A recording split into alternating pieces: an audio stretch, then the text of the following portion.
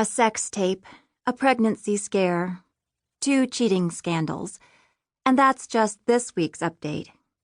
If all you knew of Bayview High was Simon Kelleher's gossip app, you'd wonder how anyone found time to go to class. "Old news, Bronwyn," says a voice over my shoulder. "Wait till you see tomorrow's post." Damn, I hate getting caught reading about that, especially by its creator. I lower my phone and slam my locker shut. "Whose lives are you ruining next, Simon?" Simon falls into step beside me as I move against the flow of students heading for the exit. "It's a public service," he says with a dismissive wave. "You tutor Reggie Crawley, don't you? Wouldn't you rather know he has a camera in his bedroom?" I don't bother answering. Me getting anywhere near the bedroom of perpetual stoner Reggie Crawley is about as likely as Simon growing a conscience.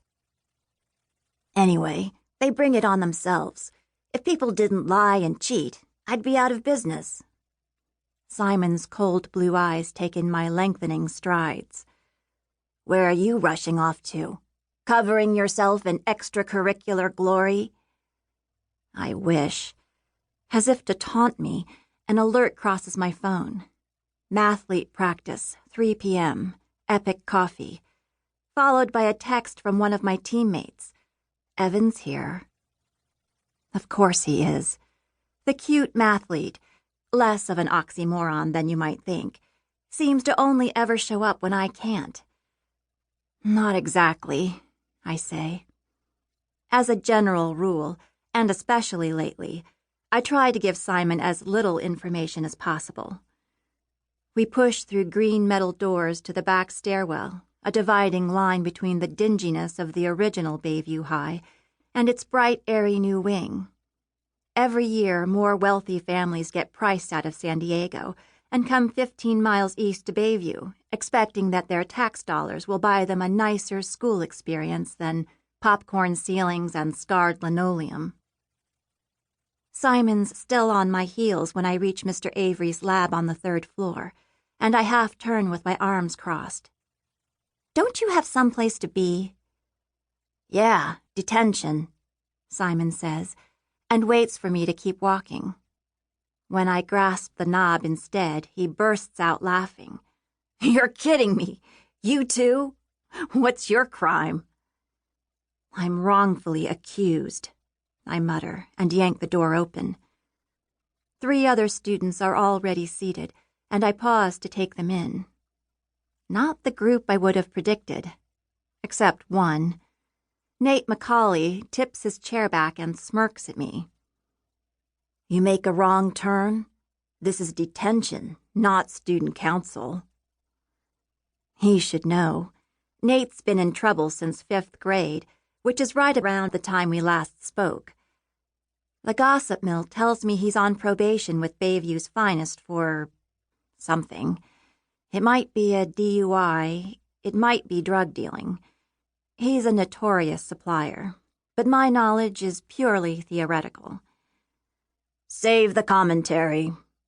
Mr. Avery checks something off on a clipboard and closes the door behind Simon.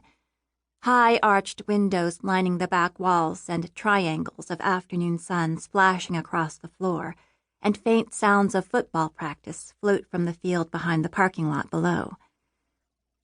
I take a seat as Cooper Clay, who's palming a crumpled piece of paper like a baseball, whispers, "Heads up, Addy," and tosses it toward the girl across from him. Addy Prentice blinks, smiles uncertainly, and lets the ball drop to the floor. The classroom clock inches toward 3, and I follow its progress with a helpless feeling of injustice. I shouldn't even be here.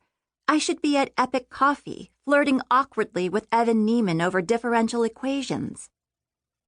Mr. Avery is a give detention first, ask questions never kind of guy.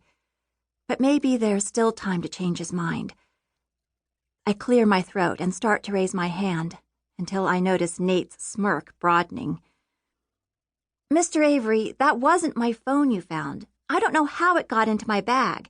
This is mine," I say, brandishing my iPhone in its melon-striped case.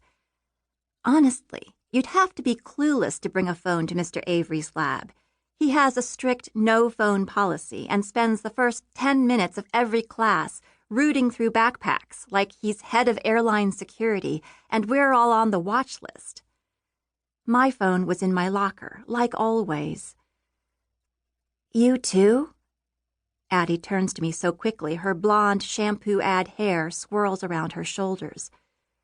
She must have been surgically removed from her boyfriend in order to show up alone.